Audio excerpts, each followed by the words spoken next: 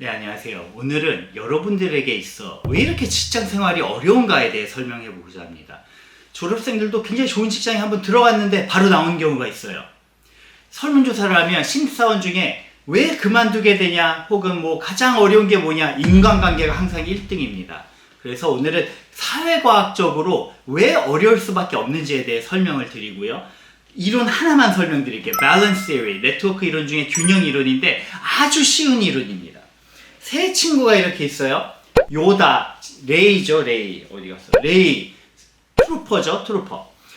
어떤 이론이냐면 요다가 레이랑 사이가 아주 좋아. 근데 요다가 트루퍼도 너무 좋아해.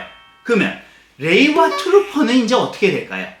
요다가 계속 좋은 이야기를 하지 않겠어요? 트루퍼한테 레이 진짜 좋은 애다. 같이 술자리도 할 수 있지 않겠어요? 다 친해질 수 있다. 플러스의 관계가 균형적인 관계다. 장기적으로 안정적인 관계다. 근데 예를 들어 요다가 레이랑 사이가 좋은데 요다가 트루퍼를 너무 싫어해. 맨날 욕해. 레이가 어떻게 했어요? 트루퍼에 대해 만나보지도 않았지만 싫어하겠죠. 플러스의 관계인데 얘가 얘를 마이너스를 보내면 레이도 얘한테 마이너스를 보낸다. 플러스 마이너스 그러면 마이너스. 요게 두 번째 균형 이론의 기본 원리입니다. 이 두 가지를 가지고 세 가지 결과가 나타납니다. 하나는 특별히 파벌도 없고 사이가 좀 괜찮은 그런 경우가 있긴 있는데 직장 생활에선 잘 없어요. 왜냐하면 나이도 다 달라, 배경도 다 달라, 임무와 역할도 다 달라. 그러다 보니 이런 관계가 이어지기가 쉽지 않은데 그런 관계가 이어지는 하나의 더 예외적인 직장들을 보면 너무 자주 만나지 않습니다. 서로가 서로를 그냥 역할을 존중해. 너무 친해지잖아요. 싸우거든요. 그래서 느슨하게 긍정적인 관계가 바닥에 이렇게 퍼져 있는 조직이 첫 번째.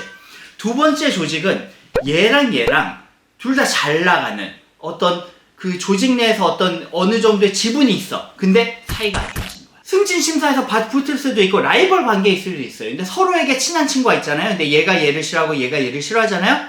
얘 친구들이 다 얘를 싫어하고 얘 친구들이 다 얘를 싫어해. 그러다가 점점 그게 몇 년씩 쌓이다 보면 파벌이 돼요. 내가 직장에 딱 들어갔는데 이쪽이랑 밥을 먹었는데 이쪽 사람들이 갑자기 나를 안 좋게 보는 그런 양극화의 상황도 균형적인 관계입니다. 세 번째가 가장 안 좋은 건데 얘네들이 다 사이가 좋은데 내가 들어왔는데 나만 MG이고 나만 막 이어폰 꽂고 있다고 뭐라 그러고 이러네?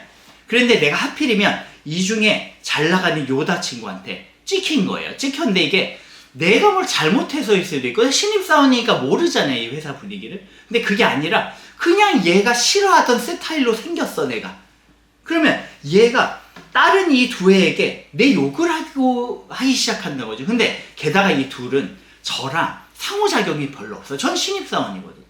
그래서 이 둘은 저한테 정보가 없는데 얘가 계속 안 좋다 그러면 저에 대한 정보가 뭐겠어요? 부정적인 것만 있겠죠. 게다가 문제가 뭔지 알아? 얘네들이 저에게 항변할 기회도 주겠어요, 안 주겠어요? 어떤 욕이 돌았더라도 저한테 들려오지 않습니다. 그래서 marginalization, 소외, 왕따 이런 게 너무 쉽게 일어날 수 있고 그래서 좋은 직장에 들어가는 신입사원들이 바로 나오게 될 수밖에 없는 거죠. 그래서 처음 입사를 할 경우에는 무조건 조심해야 됩니다. 특히나 네트워크의 구조를 가만히 보고 있어야 되고요. 두 파벌이 있다. 그러면 굉장히 조심스럽게 한 편에 있되 저쪽 편에 미움을 심하게 받지는 않는 정도로 존재하는 것이 좋고요. 근데 내가 찍혔어. 아쉽게도 그게 안정적인 관계예요. 이 친구들은 저를 씹음으로써 그들 안에 결속이 이루어지고 그들끼리 참 얘기할 거리가 있는 거예요. 기여하고 있는 거죠. 이들의 결속을 위해. 근데 문제는 저의 삶은 너무나 어려움에 처하게 된 거예요. 삶이 아니라 내 경력에 있어 첫 직장인데 너무 어려운 거야. 이럴 때는 어떻게 해야 되냐? 무조건 버텨야 될까요? 아닙니다. 나가세요. 버틸 수 없어. 나를 알아주는 내가 딱 적합한 조직은 어딘가에 있을 것입니다. 버티지 마시고 사회과학을 공부하고 사회학을 공부하는 장점이 뭔지 알아요? 사회 동학이 잘 보이거든요.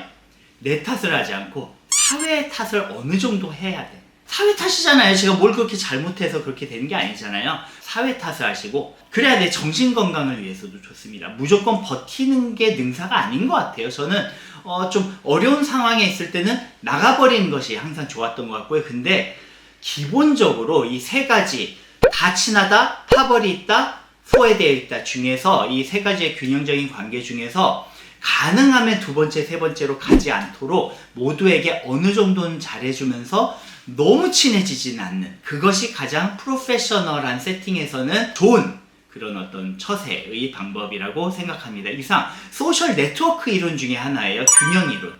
여러분들 균형 이론부터 막 설명을 너무 많이 하면 다 또 유튜브니까 나가버릴 것 같아서 인형 친구들 이렇게 데리고, 예, 좋은 친구들이죠. 여러분들 신입사원으로 지금 입사했다면 또는 한 1년차, 2년차, 3년차 커리어를 시작하고 있다면 잘 버티시고 내 직장이 아니라고 하면 떠나시기를 바라겠습니다. 수고 많으셨습니다. 네, 감사합니다. 네.